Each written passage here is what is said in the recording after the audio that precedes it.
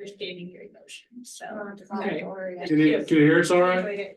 Yes, I do. Hi, Hey, Shay, and how are you? welcome. Talked a little bit about trauma. It's great to see you. When I met you, Thanks, so. because that was my thing. Can you hear My me? thing. I can. Okay. We started the meeting, but I think we still need a couple people to show up first, so Exposed. we'll wait on Yeah, I that. think we're waiting. John Buck is going to join us via Zoom. I think that Emerson was gonna try, but I think he's at an airport waiting for kid. a flight or something. You're the intern? Okay. Yes, sir. I'm Vince. Yeah, nice to meet you. What's your name? Sammy. Sammy, pleasure. Yes, sir. Too. Do you know Eric and everybody else? Yep. Yeah, how's it going? I think we met at the board of commissions. Yeah. Hi, I'm Eric. Eric, Barb, Jill. nice to meet you. I don't remember you.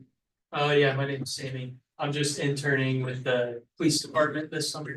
Okay. Mhm. Okay. Just have a seat over there by Miss Clippy. You can whisper. She'll tell you what's going on. Cool. So I think we're waiting for John Sauter as well. He said he would be attending tonight. Right now, it's just, all I've got is 2 participants, so we're just waiting on them to join up. Okay. So how's the first 24 hours? Is this first day or second? Today's my second day. It was Wow, great. It's been- 48 It's hours. been great. It's been fantastic. Got a Good. great team here. What is the first thing you did? The very Yeah, here. Yeah, wait, Um, if yesterday was day one, what's the first? first thing you- substantive thing I did Sure. beyond like human resources, like functional things. Any way you want to answer it. I mean, I started meeting with people in the department, and trying to kind of meet them and figure out what's important to them, you know, and. I think, I think that's taken up a lot of my first 2 days. And I have a lot of other meetings set up as well, with some with elected, some with community stakeholders. And I think that's the start right there, you know, Good. yeah. So, Got sworn in. yeah, I got sworn in. The big one, the ceremonial one, is gonna be on August 6th. So, yeah. Some Do you family- take an oath when you do that? You swear no? You swear no, Yeah. you sure? Yeah. I've always wondered what that oath was. You know, I didn't ask policemen. Yeah. Policemen, not even in our district. Yeah. Do you know your oath? What is I don't it? know, I don't know the oath here verbatim, but what I can tell you is I can give you an overview of what an oath is for law enforcement. You're swearing to uphold laws, local laws, state laws, federal laws. You're adhering to some sort of standard of conduct and ethics. And you're indicating that you're fit to do the job. I think those 3 things would kind of cover in both. And I think if you can do those 3 things, you can do this job. Seems a lot easier on paper than it is, Oh, sure. but yeah, Eric's laughing. it's a noble profession and I love it. Yeah. I'm proud.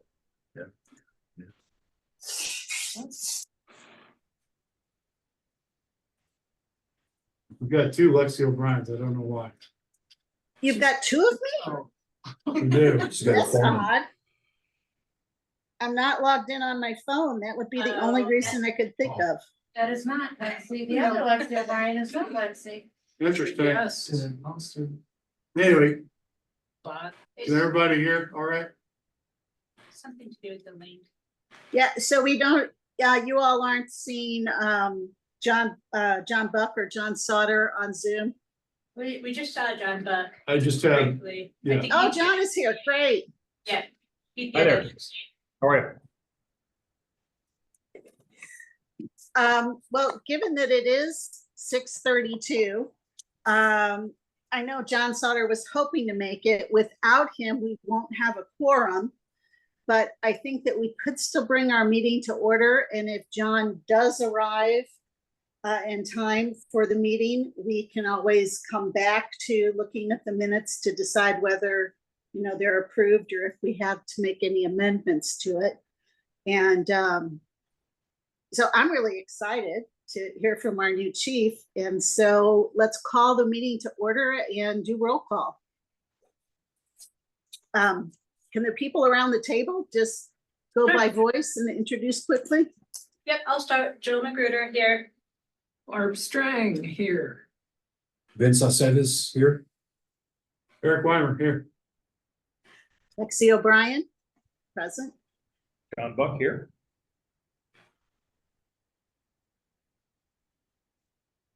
So for the record, you don't need to call it to order or without a quorum.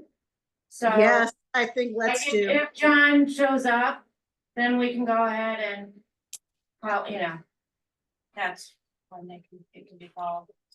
Time wise. Okay. Great. I didn't notice, do we have any community members that are listening in today on Zoom? I have only the 3 participants, which is this group and then Okay, very good.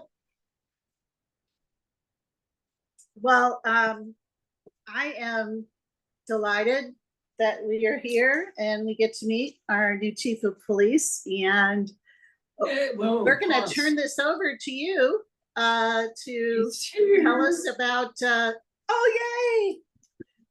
Hold back, we're We were gonna, just talking Hi. about we're you. gonna add John Vince. into Vince, our nice to roll meet you. call John here. John Sauter, John Sauter. Nice to meet you. So we have the quorum. Yeah. We have the quorum. Yay. All right, Save but the we've day, already gotten excited about hearing from Chief, is it Aceves? Am I Yes, saying it that's right? fine. That's fine. Aceves. Yes. And so let's go back to the minutes afterwards because we just got rolling and we can come back to that later. So, yeah, and I did meet you during the interview process. And so I was so pleased to be a part of that. And I'm glad that you get to meet the members of the Police Community Engagement Board tonight. So thank you. I know your week must be very busy that you took time out to do this today. Yeah, absolutely. And thank you everyone for having me, and everyone's been very gracious thus far. I'm grateful for that. Again, I'm Vincent Aceves, and this is my second day as the chief of police for Webster Groves. It's been a great 2 days, and we have a great organization. And I'm excited about the things that we're going to be able to do, not just internally within the organization, but externally in the community with all the different stakeholders that we work with. And I think that this platform right now is a great example of that. I love this stuff. I love this type of engagement. I love this type of feedback and interaction and collaboration. I think this is really what leads to substantive quality things being done in the community. So I'm here and I'm at your service, and I'm looking forward to this. So thank you. Thank you. Okay, great. Is there anything else that you, are there questions that you would like to ask us? Or are there any other remarks that you would like to make to our group before we move on with the agenda? I don't have any questions right now. If I have questions, I'll make sure I ask you guys. Okay. I just kind of want to see how the meeting goes and, what our role is, what my role is in these meetings and what the expectations are. And, I just hope everybody, speaks with candor, and, I'm excited about what's to come. Good, good. So we're a small group, and we hope that we'll be adding some more members as time goes on. And I think, the webpage that we have really explains sort of our purpose is really to be there as a liaison with the community, a place that people can reach out to us to speak. And we can also hear from the police and be sort of a conduit of communication between. So, yeah, we're excited to welcome you. Where can I find that webpage? Well, it's on the City Hall website. Okay. And it's under, with all the other boards and committees. Got it. So Police Community Engagement Board. We do have one thing that will be of interest to you. There is a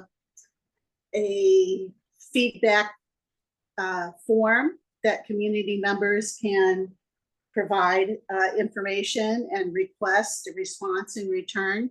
Our police chief has generally been the person that also is copied on that. So it goes to, I think it's Jill and I generally get those emails, and then anything that we receive from that, we share in the following meeting.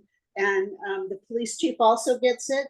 And I think there's also someone from City Hall that's checking that too, because we want to make sure that, messages don't sit there in case Jill or I were on vacation or something. So, but we don't have anything, that we've received in this last several weeks. So, since our last meeting. So there's something there, but that's something that we'll want to be sure that we get you looped in on with the Thank website. you. Thank you. Yes, what, Barb? I think it might be also important for him to look at, or he may want to look at that 2024 annual report of the board. It's, we updated it and everything, so it's Absolutely, old, Barb. but it's relatively new, so that may be a good one to give an overview. And is that in the same location? I don't know that it's connected to the website yet. Jill presented it to the city council back in May. Yeah. And we'll talk about that a little bit today. Just let us know how that went, and we'll make certain that that everyone has a copy of that. So.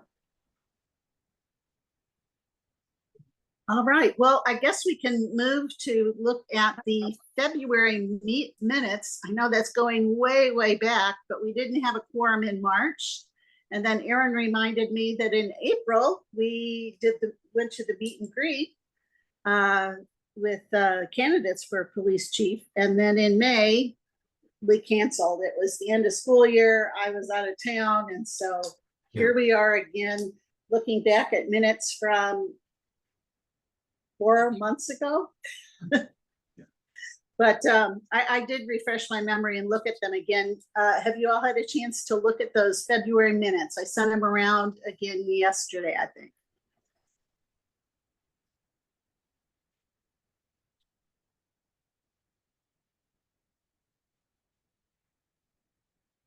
Refresh your memory, this was where Captain Perks was telling us about consideration of an ordinance that has to do with concealed carry limitations based on juveniles, so 18 under 18. And there was going to be more discussion. They were just asking for sort of initial reaction from the board, which we gave them. And so that's the majority of what those minutes covered.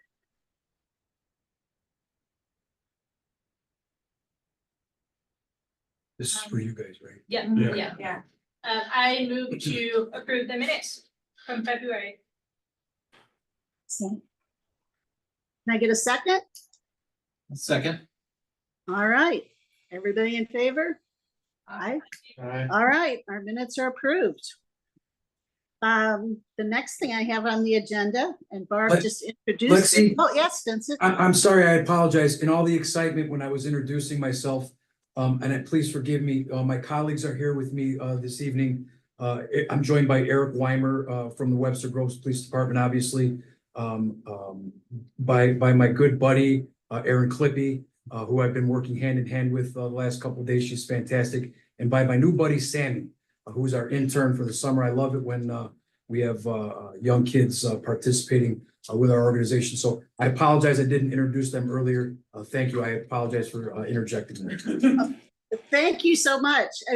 I've met Eric before, and Aaron, of course, is here always, and good to see you. Well, I can't see you where you're sitting from the screen here, but Sammy, welcome. I hope that you're having a good experience so far.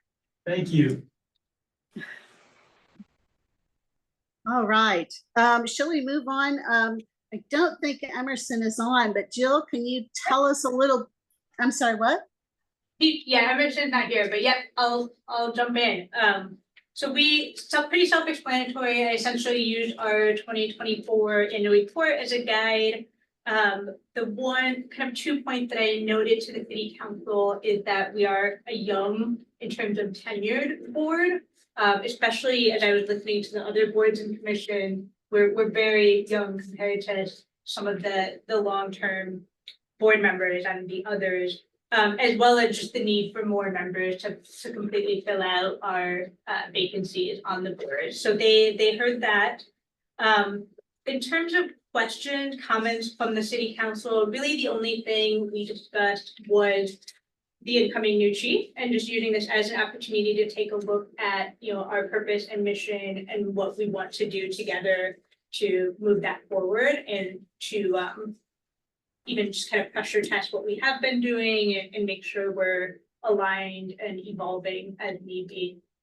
That's pretty much it. I did put in the $1,000 budget request. I don't know where those stand in terms of the process. If you heard anything on that, Lexi. That was pretty, They were fully funded, so. okay, great. So that, yeah, and that was pretty on par with what the rest of the board and commission were requesting as well. So no surprises there. Okay, That's pretty much it. good. Well, thank you so much for stepping in to present that. Yeah, no problem. All right, let's see. Updates on listening sessions. So one of the key responsibilities that the PCEB has in terms of the ordinance is that we are asked to conduct listening sessions with the community.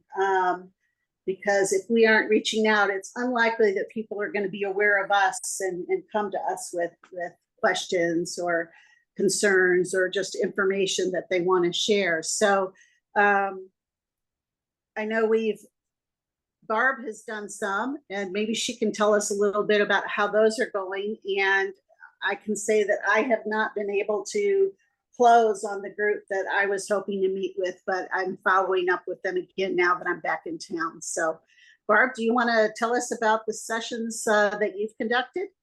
Yeah, I can do that. I can give you an update.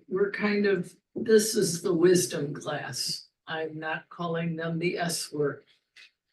ENIORS, no, wisdom class, but it's on hold a little bit because they all want to talk with a policeman. You know, that was the big thing, you know, and we were in transition. So even though, I mean, I could reach in and maybe engage with somebody, but I did not do that, but I'm still planning. And some of these calendars that this wisdom class have, they go all summer.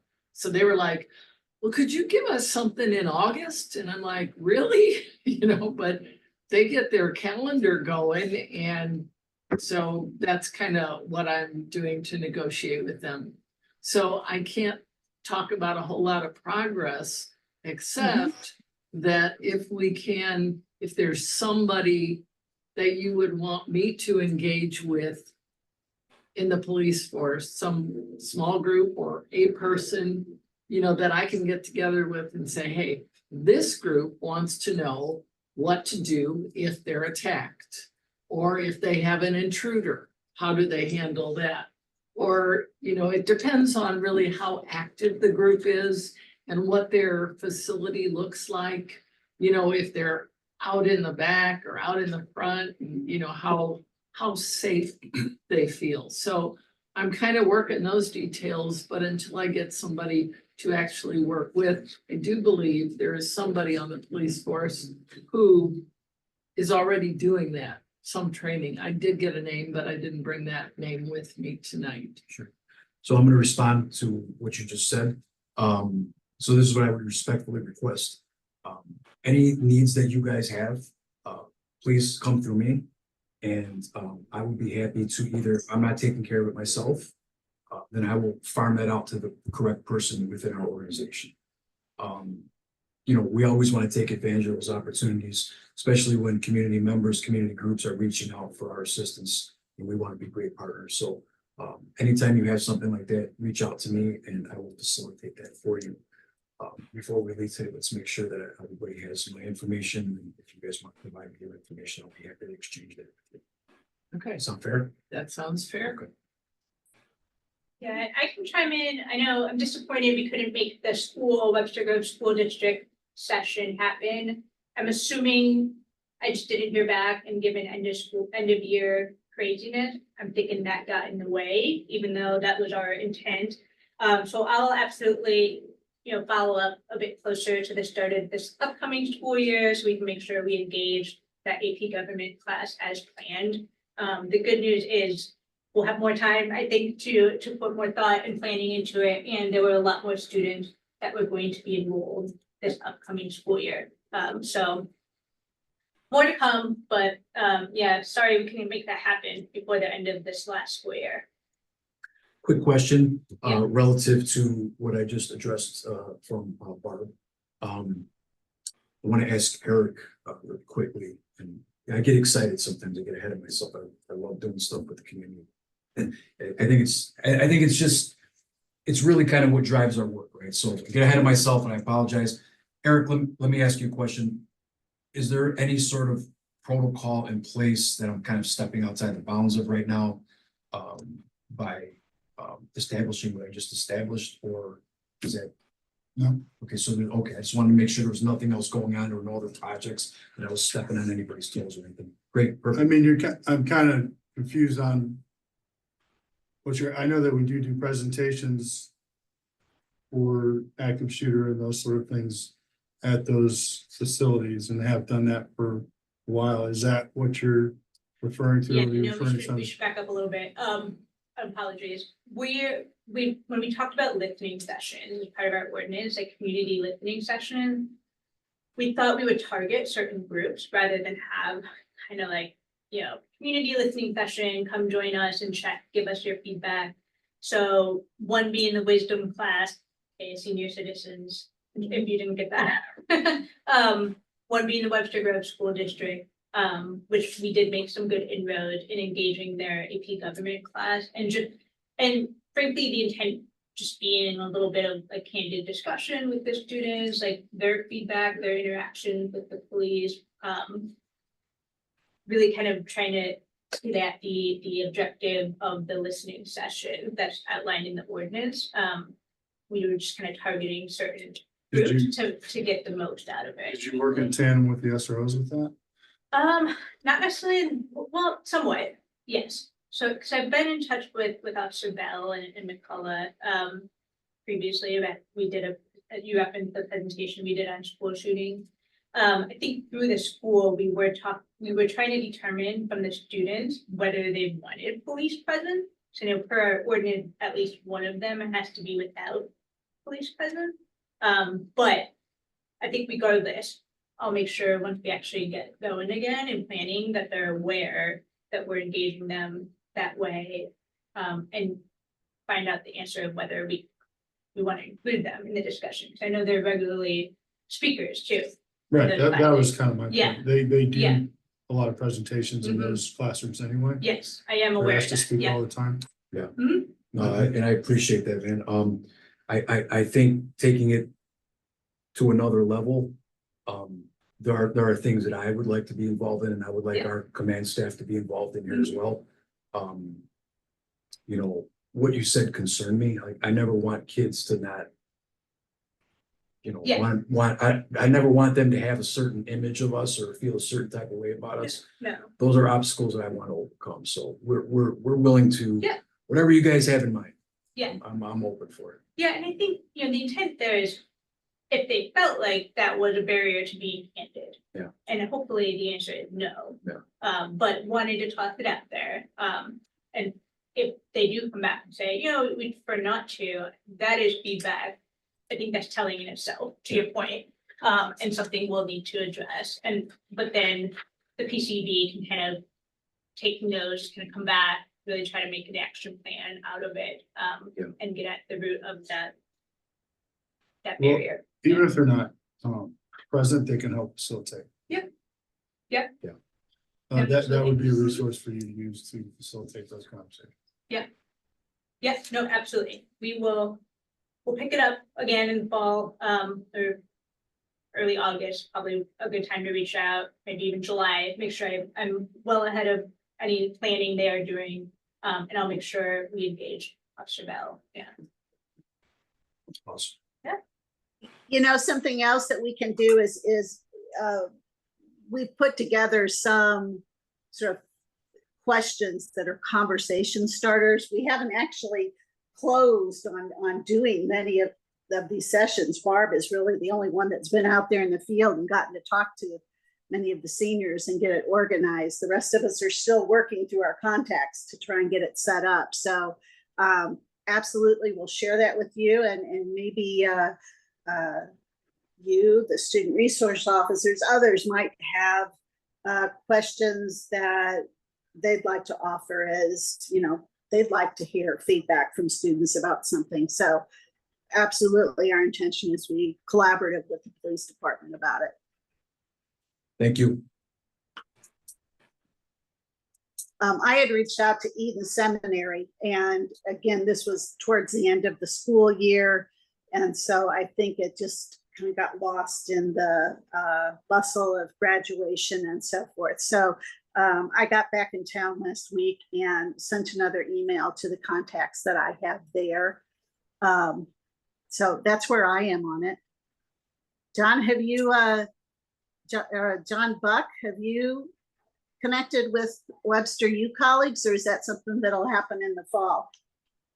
Almost. We had the spring was pretty hectic, but we found a date in April where we thought it could work, and then we only had 2 folks that showed up, and one of them was going to have to leave early. So we'll shoot again for the fall. I think we'll be able to pull it together. I think April was late in the semester, and we're in the same category of the challenges of getting moved to Webster Groves High School at the Eden, perhaps, but I've got a good list of faculty and staff colleagues that live in Webster Groves who would be involved with police should they appear on campus for a work on urgent situation or something like that. And then it'll be easy to kind of get some on-campus residents, but it just was the time it was a little bit less. So this close, but not quite. Okay. John Sauter, I know that we had talked about perhaps, with the business community, since you're a business owner in Webster Groves, have you done much in terms of outreach or planning for that yet? Yeah, I plan to meet with the Old Webster Trade Association and the Old Orchard Trade Association. I just haven't been able to make it to their meetings yet. But I have been in contact with Fran Sudicum, who's the secretary for both. And so I'm gonna ask Barb to send me the letter that you used. That would be really helpful. I'd rather not recreate the wheel on that.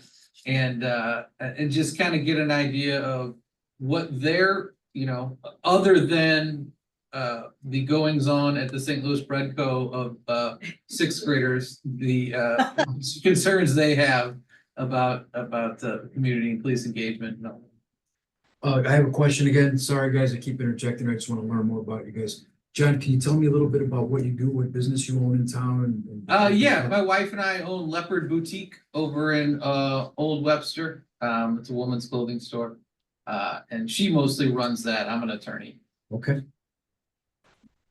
What type of law do you practice, if you don't mind? I do transactional law. So I do corporate estate planning, all contracts and stuff. I'm a lover, not a fighter. I don't do litigation. Thank you. I appreciate it.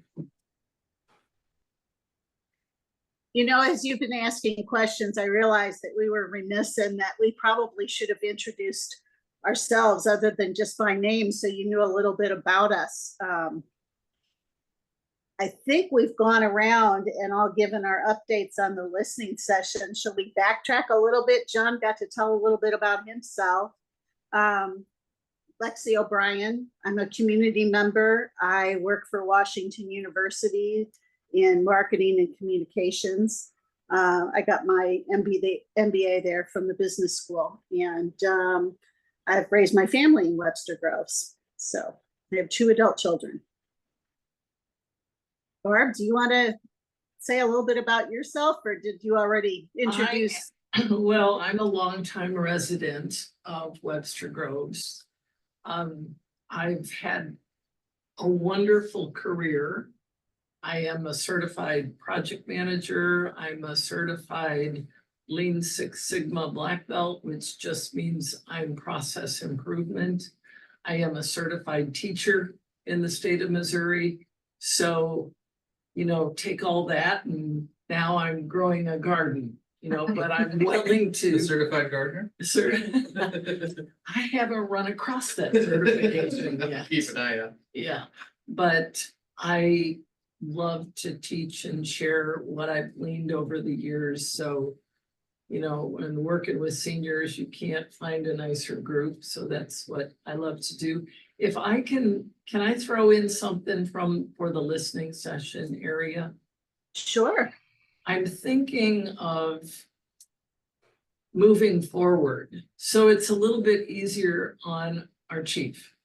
And that would be, can we, you know, we kind of in these different groups that we've targeted to reach out to, can we kind of come to them with some structure? I mean, we didn't want them just to come to us and go, hey, we're here, we'll listen, what are your needs? And, you know, you get 3 people and they have to leave early or stuff like that. If we can come and say, you know, we have a training on what to do with an intruder, or we want to talk about firearms in Webster, or, you know, where they can kind of pick and choose, or whatever you deem might be important to this community. You know, like I noticed for the past several months, because of our transition here, we haven't had any police activity in the Webster Kirkwood Times. You know, it's been no report. Am I right? I don't know how far that goes back, but it seems like for a while it's been, we don't have any problems here. You know, I'm like, yay. But I think it's just because, you know, again, we were in a transition. But if that picks up again, maybe even looking at that and saying, okay, we've had a lot of break-ins of cars. And I sound like a broken record, you know, because we've kind of talked about it already. Lock your car doors, you won't get robbed. But if we can come at it maybe with some classes or some things instead of, well, what do you want to know? What can we answer? One lady actually said to me, well, where's the policeman? I don't want to talk to you. You know, seniors wisdom class can be rather blunt sometimes. So, you know, they'll tell you where it counts, but just an idea. Um, I'm so sorry. that's okay. So, I love what you're saying. I love structure. And, you know, what you're describing in essence is a community policing program. That's really what you're describing. So, yeah, I mean, however, whatever this, you know, kind of morphs into, you know, we're flexible, we're fluid. And, you know, I think that beyond this monthly meeting, I think if we can kind of set our sights on something at some point, you know, through our off channel from these meetings, communications, you know, we can even jump on some Teams or a Zoom meeting and kind of just do a work session, be like, okay, look, we'll do a presentation for the community. Can you get, you know, 20 or 30 people together on a Thursday evening at 6 o'clock at this location? We'll come in, we'll speak about, you know, locking your car doors, about fraud, how not, you know, we can come up with something like that. So I like the structure, and I like kind of where you're going here. So we're absolutely amenable to that. Sound good? Yeah, the trick with what we're trying to do is we need the community to drive the conversation, Yeah. right? And so there are programs like you were talking about as far as being able to do presentations, and you guys have got people that do that. But if we do that, then we're leading them to where we think they want to go. Yeah. And I think a lot of part of what makes it difficult about nailing down in these situations is we want to show up and listen, right? Yeah. And so they got to know what to talk about. Yeah. And they got to be comfortable to do that, right? And so that's kind of what you were talking about with whether or not they want a police officer there or not. You know, I think I would prefer it, but in this sense, you know, we want to be the go-between so that the things that maybe you're missing Yeah. in your complaints, right, that aren't just burning leaves and whatnot, but it's more about, well, we just don't feel safe here, or who's addressing this, or here's a need that we, and how do we elicit that? Yeah. Through this. Yeah, John, I hear you, and you make, your points are valid. The only thing that, my response is, there has to be a starting point, man, like. Yeah. That, sometimes all you need is that little bit of momentum. Now you got the momentum, and now you guys are driving it with them, they're doing what you're saying, they're driving it, you guys are kind of guiding them along. We've come in and we've established that little bit of momentum just by our mere presence, by doing maybe what I had suggested earlier, but my point is like, we'll do whatever it takes to get this going, to work in collaboration with you guys. Well, maybe that's a good idea, is to bundle the two, right? Yeah. Kind of have one that's meant to be informative, and then open up for a listening session for, and then you've got. That is a community policing meeting, man, that's what you're describing, yeah. So, yeah, I mean, put some thought in that, and we can have conversations offline and whatever you guys think. Yeah, I think there's a lot there we can think on. So I agree with everything everyone's saying. I think on one hand, no one's gonna show up if it's just an open-ended, come talk to us. On the other, to John's point, the intent is to hear those, to be that starting point to then develop the action plans Yeah. later. But yeah, I think there is a happy medium there.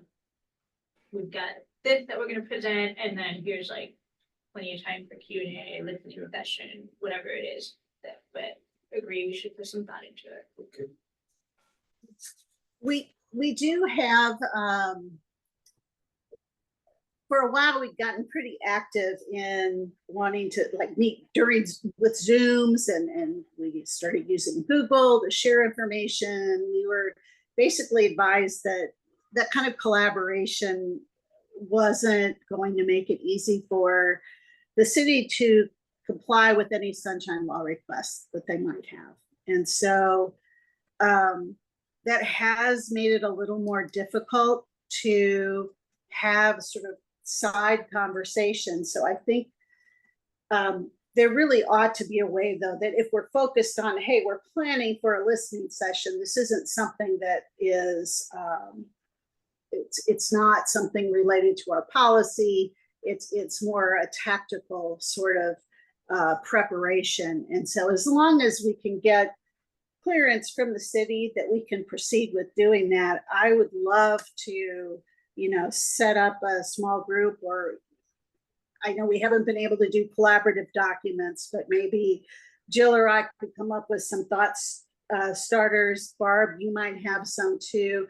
So let's figure out maybe what a structure might be, and we'll send it around via email to start, and maybe talk a little bit more with the city manager, and she in turn with the city attorney, to just make sure that we stay in line with what their expectations are for how we do this planning. Yes, you're. I run the TAC, or I'm not saying run, I'm the liaison, sorry for terminology.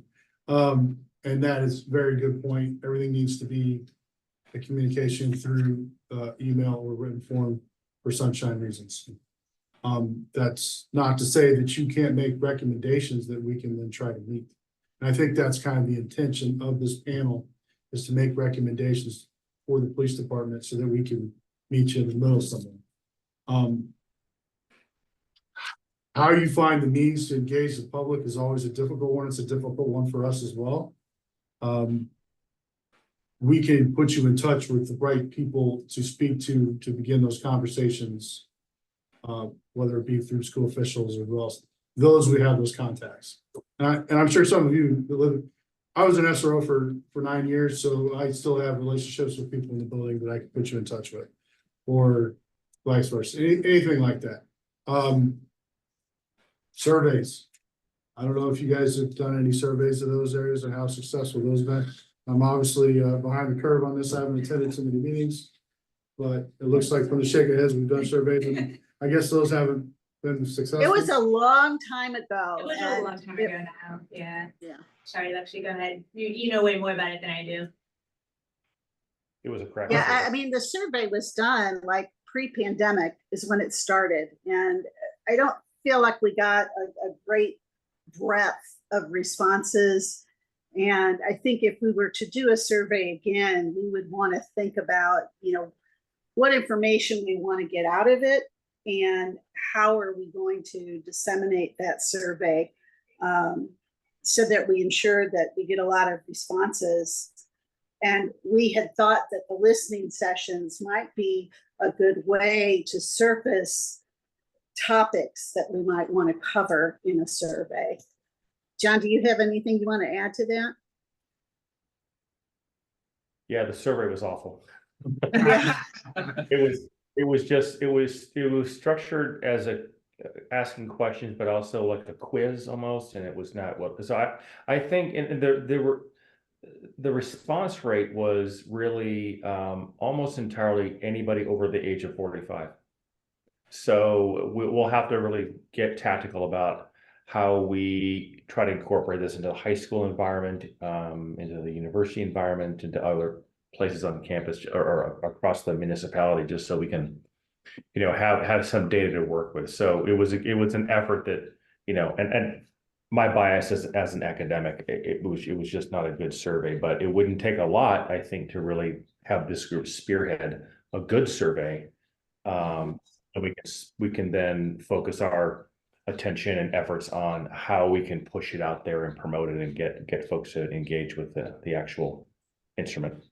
I know I've only worked with the chief for 2 days, but I can say that he's very willing to engage the public, so. Right. If you guys point him in the direction that you want him to head, I believe he'll meet you there. Can I get that in writing? Well, I'm speaking for him, so. I guess we're recording It's the not meeting. really fair to say. We're recording the meeting.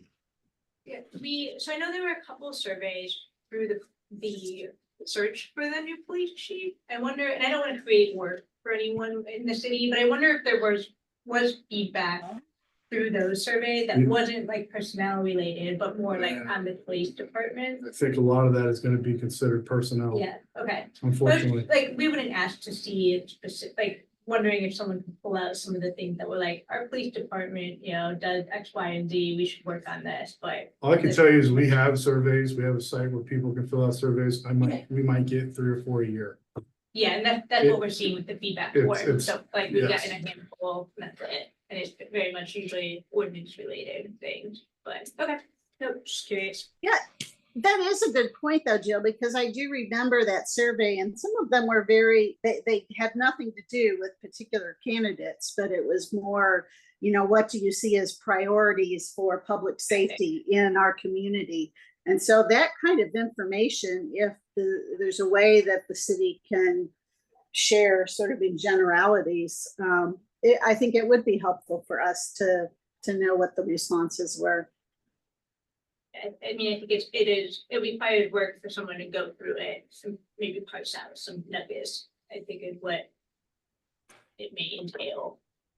If we had a whole lot of people in the PCEB where we could say, oh, can you handle that? But since we're so down on our people, I don't think that's a good idea to actually, ask somebody to go to whoever, Marie Peoples or whoever had these surveys and say, can you go through and see if there's things for the police that we could pull out of some of those old surveys? I think. I'm talking about the one that was done for the recruitment. Okay, I mean, even just that one.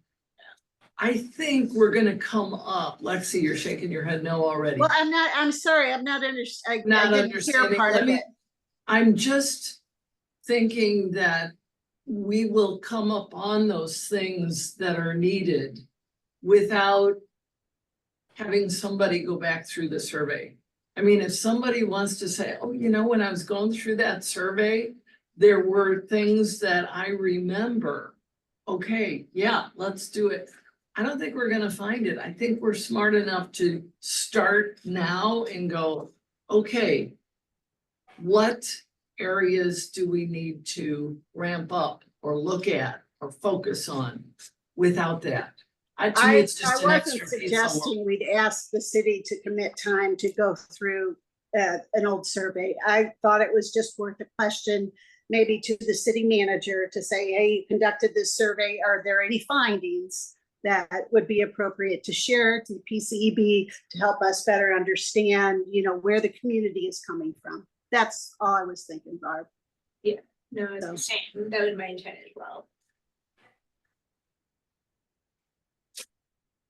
Okay, let's see, I think we kind of sidetracked and I introduced myself. We got to John, we heard from Barb, and then we got onto other topics. So let's pick back up before we close the meeting to make sure that John Buck and Jill can introduce themselves. Yeah, sure. I'll go. Jill, I've been a resident for 10 years now. I do environmental, social, and governance reporting as my day job at the Cigna Group. I have a 4-year-old. I have a new dog. There may be some regret involved with that. What kind But of- No. he's a super mud. 20 different breed. We did a DNA test. Wow. The highest was 20% at Great Pyrenees, and he's solid black. So that was kind of a surprise. So My daughter just got a puppy and by proxy, I just got a puppy. oh, yeah, exactly. Unfortunately, this was my choice, so I need to live with that now, but no, he's been pretty good, but, yeah, I've been on the board since March of 23, so, yeah.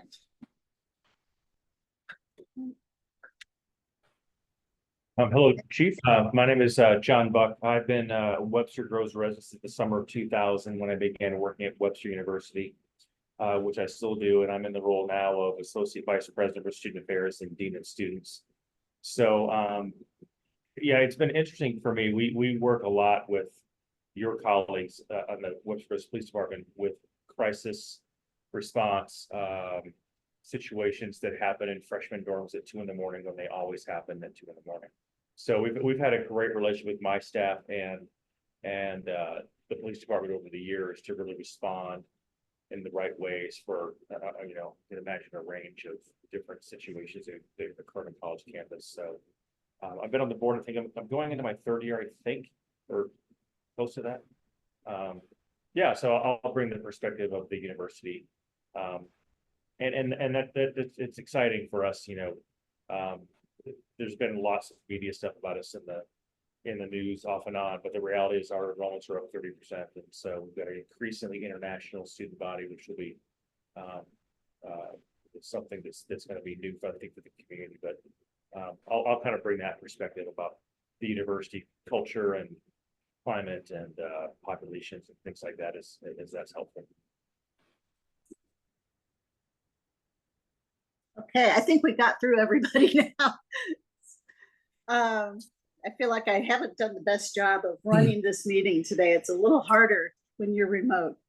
Let's see. So I think we've all given our updates on listening sessions. We're all going back to do more coordinating. We don't have any feedback from that online form.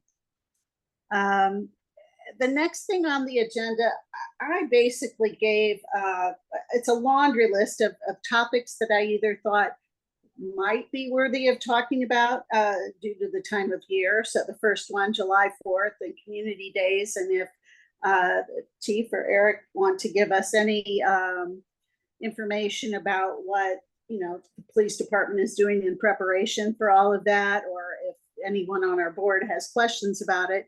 And then the other 3 were topics that had come up in previous meetings. We do not have to talk about it tonight, but if you happen to have information that is ready to share, we'd be happy to hear it. So do you want to start off with Community Days and July 4th? And I don't know how much you are aware of what we do during Community Days, but it is kind of a big deal in Webster Groves. There's generally a big sort of a arcade and rides that I think is at the Eden Seminary location now, I believe. Yeah, And yeah. parade. Yeah, so, obviously that was one of the things that was on my radar, knowing that I was gonna be starting yesterday because large outdoor events, it's a different time in the world we live in. It's unfortunate that we have to look at it through that lens, but that's the reality of it. The men and women of this organization are doing a great job of collaborating with our external partners, our other internal partners of the fire department, public works, and anybody else in Webster Groves government that needs to be involved in this. They are finalizing their plan. The event takes place from the 2nd through the 6th of July. Obviously, on the 4th of July, there's a large parade, starts at 10 in the morning. We will be out there. I believe I will be actually marching or driving in the parade. I'm not sure. Our city manager and many of our electeds will be there as well as a multitude of other participants, business owners, community members. So it's going to be a great event. And from what I hear, it's been successful in the past years, and it gets a great turnout. With that comes a lot of responsibility. We're vulnerable as a community, and as I said, the men and women of this police department, in cooperation and collaboration with our other partners, are finalizing the plans for that. So that is being taken care of. We're looking forward to that. Does anybody have any specific questions about that before we move on to the drone program, which Eric is going to talk a little bit about? Oh, yeah, great. I don't have any questions about community days other than, and this isn't maybe so particular to the police department as it is to more fire and emergency services, but it is predicted to be pretty hot. And I didn't know if that was something that, the city has to devote a lot of preparation to preparing for people with heat. Absolutely. Anytime you're dealing with large outdoor events, the weather is probably the biggest consideration. When you have a mass of people gathered in a small condensed geographic area, weather's you're one of your biggest opponents. So yeah, FD, the fire department, in conjunction with the police department, we're absolutely planning for that. I'm sure they're setting up cooling stations. There'll be water available, and they're planning contingencies for any type of situation where people may suffer from heat stroke or other heat related illnesses. Okay. I will just a quick perspective is that my kids are both grown now, but over the years and in seeing it, there's a fair amount of underage drinking that takes place at this event, across the weekend. So that might not be a shocker to you as a police officer, but it is from and I work with college students, so I kind of pick up on that and maybe a little bit more frequently. But there is a lot of that goes on. Yeah. And that's a good point you bring up. Obviously, our police officers will be at that carnival, every single day from beginning to close, and we'll obviously be out and heavy presence at the parade as well. Hopefully there's no situations where we have to interact with anybody, relative to any enforcement, but those are certainly things that we'll be mindful of. Very good. Thanks. Thank you. Chief, I think you said that Eric had a report on the drone policies. That was something that had been in the news. Yes, it has. And we met, and He was on the curious- news. For about 5 seconds. Yeah, I was on the news. I brought a drone for y'all to look at if you want to look at it and just see what it looks like. And then I'll just open up to you for any specific questions you might have about the drone program. I can tell you that it'll be a multi-use. I don't know what you've heard so far, so I might be repeating, but the intention is to use it for a multitude of things. Obviously, the fire department can use it to use the heat signature to view hotspots in the buildings. That's a safety issue that they can now use that technology. We can use it for reconstruction, for crime scene, to look at areas where there might be flooding. If we have a missing child or a situation with a missing adult, we can help use those in those situations as well. We have used drones successfully to locate a person that stole a vehicle. I see on your list here, car thefts. So actually, it was a twofer. We had the flock cameras pick up the stolen vehicle. We were able to track the stolen vehicle. The suspect ditched the vehicle. We were able to get a drone up in the air and and with that assistance, we were able to get that suspect in custody. So there. And also across the board, the city plans to use the drone, for surveys or any other purposes that they need. So it'll be a multi-platform program and we'll get a lot of use hopefully for all of us. Can I add one thing to that, Eric? So you guys are asking questions about the 2nd through the 6th of July, the big event, right? The parade and the carnival. We're gonna use it for that. It's gonna help us with that. It's gonna help us monitor the crowds. We're not gonna have it out there the whole time, but that's gonna be one tool in our tool belt to help keep everyone safe. Can also tell you that all of our pilots, it was a volunteer thing. Our intention is to have someone certified on each shift eventually. Obviously, it's a new program, so we're still in the process. I just got a text from Officer Lamro, who has successfully passed his Part 107. So he'll be the first officer with it's like a driver's license for a drone through the FAA. So he now has that. Tori Rogers, also volunteer for the program. He's getting his test scheduled as well as myself. I'm admittedly should have had that done, but I'm working on it. I've had some other things I was doing interim. So those are just some of the things. And then also we have Captain Spear, who's been heavily involved in the program as well. He has already got his pilot license and he can fly, and he will probably be the one flying it for the carnival and parade.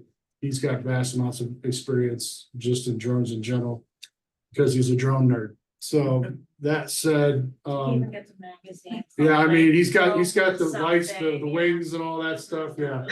He'll wear the sunglasses if you ask, but yeah, that's just basically an overview. If you have any procedural questions for me, I'd be happy to answer those. And then I also brought our drone for y'all to look at and see what it's about. You guys want to see it real great. quick?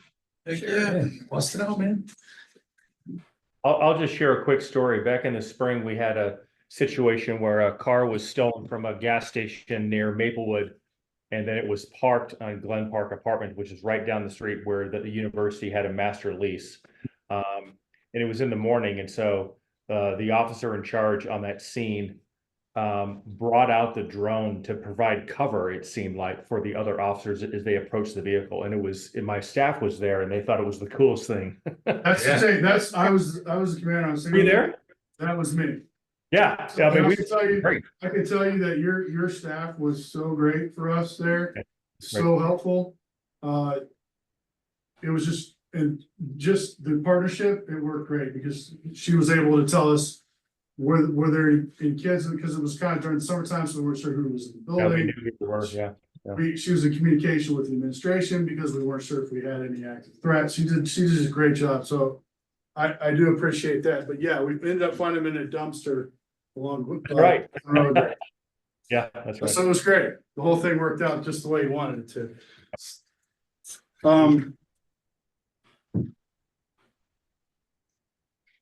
So this is the biggest one. We got two different drones in there, Merrick's. And yeah, I'll slide this. So this would be what the remote looks like. Let me close this up so we can see. We have a multitude of batteries so that we can run it for a long time if necessary. Here you can see where our camera would be. And then it has motion sensors on the side that will then keep it from running into foreign objects. But as part of our policy, anytime we fly this, we have to have a visual observer as well as the pilot. That way we're not running into power lines or trees or birds or whatever unintended objects. So this particular one I think was around 13, and then we have a smaller one that was 6, and it can still be used for all the same purposes that this one will be used, but this one obviously can fly in inclement weather and all kinds of different conditions. It's a little more heavy duty. The other one we have will be used for training purposes so that we can, but can also be deployed in the same fashion if necessary. So if one goes down, we'll back up. And all that said, Yeah. questions? You have to be licensed to be able to pilot this. If you're going to use it in official capacity, like what we're using it for, they the FAA kind of regulates that you have it's called a Part 107 license. Okay. Yeah. Makes sense. This is a force multiplier. It's a wonderful, wonderful force multiplier that adds a layer, an element of safety, not just to first responders, but to the community in terms of what it allows us to do. You know, I've worked with drone programs before, and these guys get to the level of technical expertise where they're flying drones like this into buildings, into windows, into dwellings, down hallways. And just think about the practical applications of that, right? Like what that means for the community, right? And then just going back to what I said earlier about special events, or we do a lot of work with seniors, right? You know, a common call that I had in my previous organization, we had people who were impacted or affected by Alzheimer's, and they would go missing. And sometimes they would go missing in wooded areas or in large open areas. The drones helped us locate people, and the drones helped us locate missing children. So there's so many wonderful applications in this tool. And I think once we really get the program up and running and start utilizing it on a regular basis, I think you guys are going to be pleased with it. Do we have plans to get any more? Well, you know, you kind of brought up the whole searching of the buildings and things, and I think that's a great, they have smaller ones, more that would maybe help us to, if we were to have somebody that was in a building with a weapon, that would give us the ability to not have to send an officer in first. And yeah, I can see all kinds of things, but just getting off the ground, this was relatively expensive. We're talking, you know, so we're going to see what we can do with these first before we, although I don't know, you know, maybe the chief will give that to me for Christmas. I don't know. See what happens. Any other questions for Eric? I have two quick questions. One is, how quiet is that thing when it's in the air and you're using it? Is it something that a perpetrator could recognize or know is there, depending on how far away they are from the unit? It can get pretty high to the point you don't hear it, depending on, it's more the height. For our purposes, the max is 400 feet, or if you have a structure, that distance above the structure. So, and we don't have that many high buildings in Webster, thankfully, so that's not too big of an issue. But it also has that heat sensor, which is really effective in picking up the body heat. And if they're laying in a creek area or somewhere that in that nature. But it's not that loud, John. It's not that loud. I think I remember that from something else. One of the things that Officer Perks talked with us about is active shooter protocols. Does this have an application, or does this play a role in an active shooter kind of situation, or is it sort of a decision you make in the moment, or is it part of the protocol that could be? Because you said force multiplier, which I was thinking, oh gosh, in an active shooter situation, that could be really helpful. But then I don't know if this device. Yeah, absolutely. In amongst the chaos of trying to organize that situation, you got multiple things going on, but one of the key things in that situation is establishing effective perimeter. You want to keep the threat away from the population. You also want to be able to box the person in, or whoever involved in that situation. If you get that up in the air, that gives you a bird's eye view of the situation and gives you that necessary intel to kind of understand where you want to put your perimeter. Yeah, that's helpful. Thanks. I imagine one potential concern are privacy issues, and I knew you'd ask me. Yeah, I think Because I had to ask the same question. Yeah, so what is your concerns with privacy? Yeah, and I would say. And I'm not saying yours, sorry. Yeah, no. Bad way to phrase it. I'm Well, I saying, guess what my would you question think is the kind of general? like, what are the limitations? Like, is it to private residences? Is that where the line drawn, and now you need more of like a search warrant type? Like kind of. So, that helps. so I would just say, you want to say, but I can address it. So we couldn't use this to establish cases. I think that's what you're asking. Okay, I mean, That that would be a violation of the Fourth Amendment, right? okay, You know, like I can't walk up to someone's window without a warrant and start peeking in and looking around. right, That same thing applies here. okay, So yeah, I mean, common sense will prevail. Yeah. Eric, if you could add to that. I'd Yeah, the appreciate it. courts are kind of a little bit ambiguous about yeah, like drone, because it's a new technology, so there really hasn't been a prevalent case brought to the court that addresses those things. By and large, if it's up in the air and we're using it for the purpose of locating someone, we're not really impeding on, the courts kind of view it as we're not infringing upon their privacy. Obviously, as the chief said, if we're flying it up, we can't look through your window. It's good, but it's not that Hey, what are good. you doing, Joe? So, yeah, and we're not gonna be flying up to see if you cut your grass or something like that. We're not interested in that. We're using them for the purposes that we outlined in the beginning, you know, reconstruction, aerial photography for like a fatal accident. This would be useful for that. Crime scene, locating a suspect, locating a misdemeanor juvenile. Fire department using it, or just basically general surveillance of a large mass event where we have concerns. Yeah, makes sense. But no, we're not gonna be using it to look.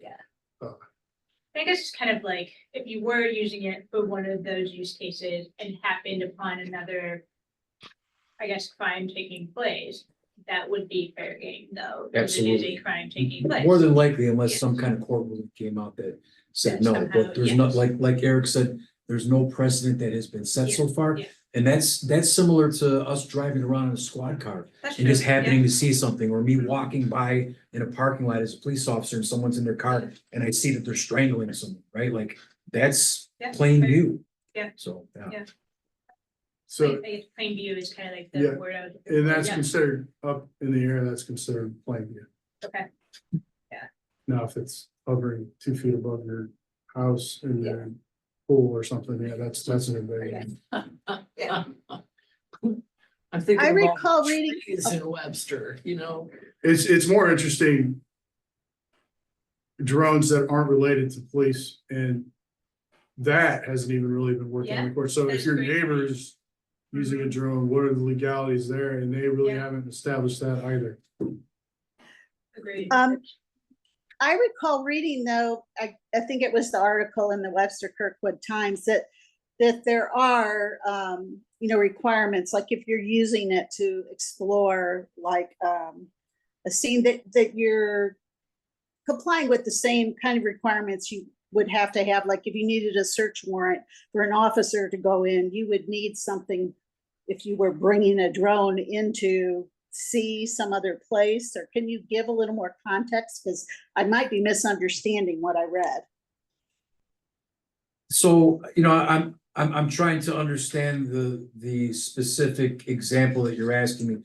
Let's use this as an example. There's a house and there's been a homicide in the house.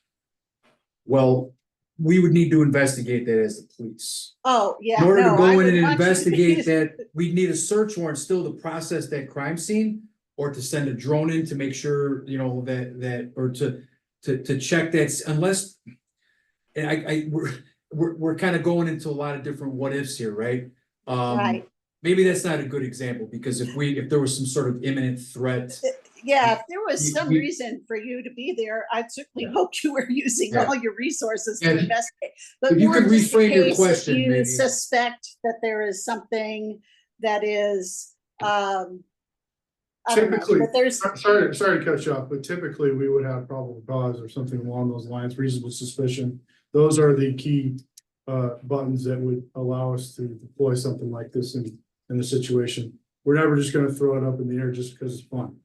We're gonna use it there's going to be some sort of incident involved where it's a matter of public safety Yes. or something along those lines. And from what I'm hearing you Thank say, you. there's greater restrictions on the police force using it than on the general public. Correct, Absolutely. correct. Because, yeah, your neighbor that can fly it over your property and there's. Just not like much ring you- doorbells, whatever Yeah. they catch, it's not, you don't have to ask your neighbors across the street if you can put one up. Yes, those Ring doorbells have provided us with countless hours of entertainment on various social media. Think about that, it's amazing. yeah.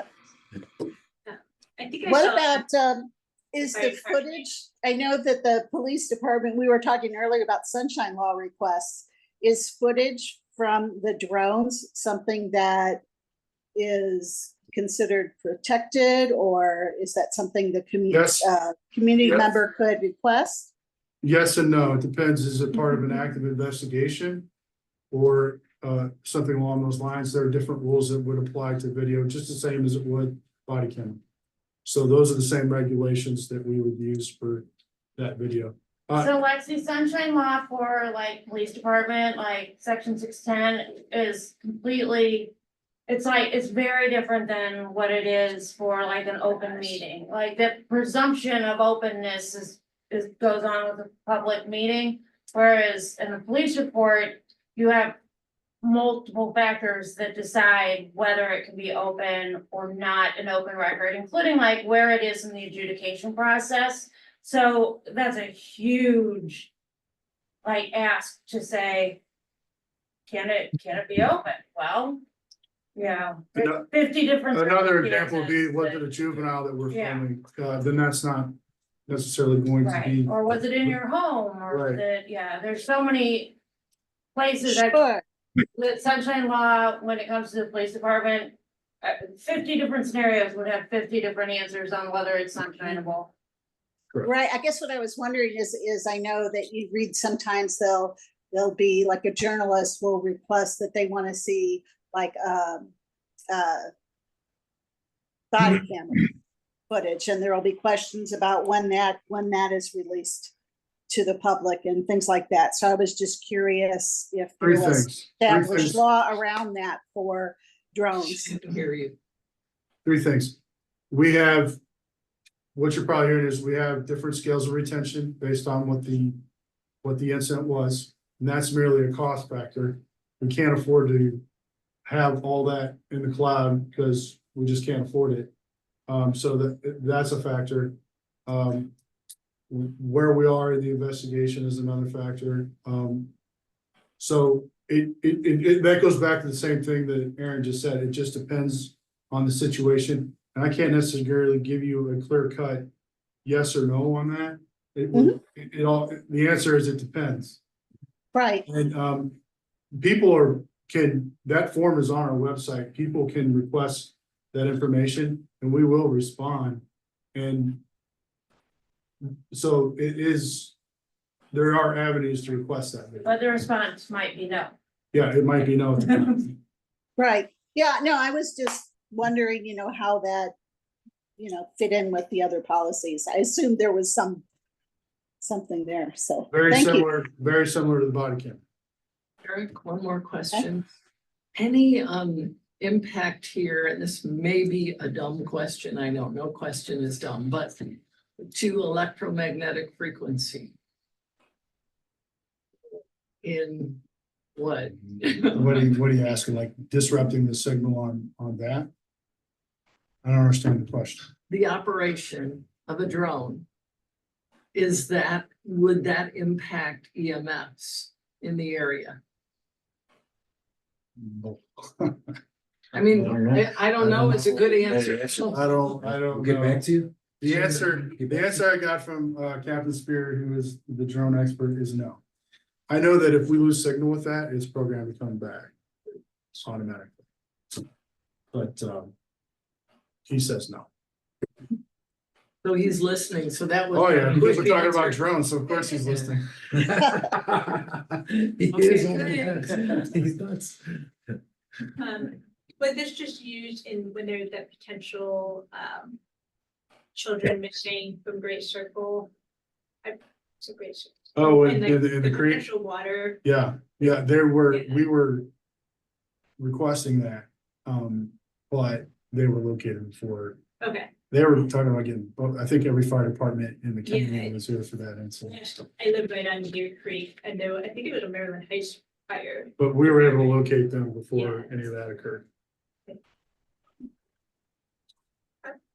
So if I'm at home watching the game, Say what?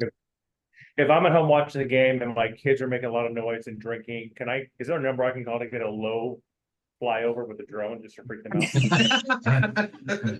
That's a cheap Call one. myself, just call myself. Take it out for a spin. I love it. Exactly. Yeah, just hypothetically. Oh, Can you speak through the drone? Yes, actually, Oh, yes. that's interesting, really. Wow. Again, there are speakers and the option to do that. Can I say that we can do that right now? No, that is, we have a speaker. Huh, that, You can get a lot done with the spotlight, the loud voice. yeah, that's interesting. Just for your pool scenario or whatever, the backyard. Backyard, great. Well, I could see how that would be really useful in a large crowd. If there were some kind of incident, to be able to give direction, you know. So, thank you so much for that, that report out on the drone. I was very interested in it.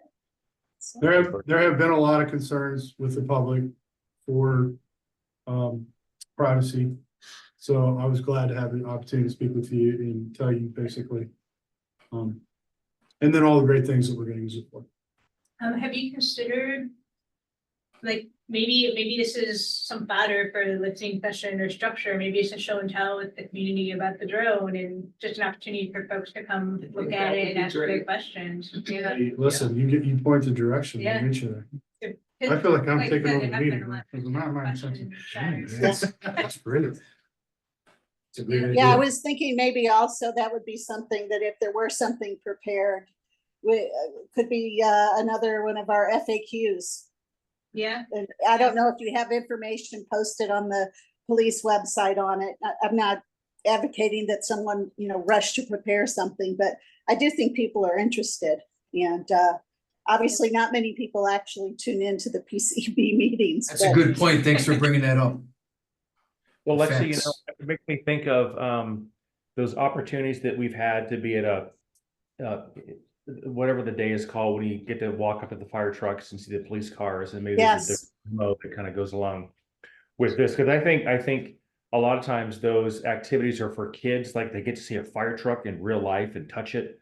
But I think for family members, like parents, it would be great to also know, hey, this is a very tactical opportunity we have that is that really makes the confrontation subside or get addressed quickly. So I think that might be an opportunity there too. We had a Webster Groves Public Safety Day, and part of that was flying the drone. that's great. Yeah, did that. Yeah. Again, you're like, It was also put on our social media. We'll do it again. Oh, How'd that go? Well, we had it was with the fire department, and so they were doing DUI recognition, Jaws of life situation, and then we're also flying the drone. So it was like, which way do I go? Yeah. Yeah, it was a good event. That's great. All right, well, we've had a fairly long meeting today. I don't know if there was, I think, one other topic that I had on that list, and that was if there were any updates on, I think one of the last things we'd heard were the cameras that had been strategically placed on intersections, sort of as cars would typically come into the area, in hopes that they could identify if there were stolen vehicles, and I guess they can read plates and tell if it's reported as stolen. I didn't know if you'd had any successes or Absolutely. how that We was going. have successes every day with Fly. Yeah, Anytime a vehicle comes in town and it's strategically located, as you said, it sends an immediate MTT notification. And to some officers' phones telling them that the vehicle's in the area. We recovered several stolen vehicles because of it. We've solved several leaving the scene accidents because of it. As the vehicle leaves the area, we identified solved several cases through the use of Flock. The most recent one in which charges were issued was we had a situation where there was a road rage incident, and I saw that. in the it police was a report. news story. Flock was instrumental in helping solve that case because it picked up the plate. Well, you all apprehended a couple of youth that were racing down my street while I was in Washington, but my kids were home, and they texted me, Mom, somebody crashed into the neighbor's car, and they abandoned the car and they fled, and they were apprehended, I think by another police department. But anyway, that was some major excitement in my neighborhood. It's a little sort of dead end street. We don't have much going on there, so. We have an officer named Riviera who has successfully used it. I think he's on either 8 or 9, leaving the scene accidents. So he's kind of our success story with that. And I'm Yeah. not to say that other officers aren't doing the same thing, but I can't tell you how valuable they are for us. That's great, great. Are there any other burning questions from PCEB members that you'd like to ask? I know we're getting close to the time that we typically adjourn. Well, I would just maybe offer, Chief, one opportunity for you, if you haven't met our Director of Public Safety yet, Rick Gerger, and maybe the university president, I'd be happy to kind of help broker some meetings with those folks if you have interest in doing that. I know you're like. No, John, I appreciate you saying Yeah, that. but- I'm meeting with Rick tomorrow or Thursday. Thursday. Thursday, I'm meeting with Rick, so Erin was kind enough to set that up through her connection to you guys, so I'm excited to meet him. All right, great. We'll take that. Thanks. Thank you. Awesome. All right, anything else? Move to All adjourn. right. I move we adjourn the meeting. I second. Thanks, everyone. Thanks. Nice to Thank meet you everyone. so much. Welcome. Appreciate it. Guys, if anybody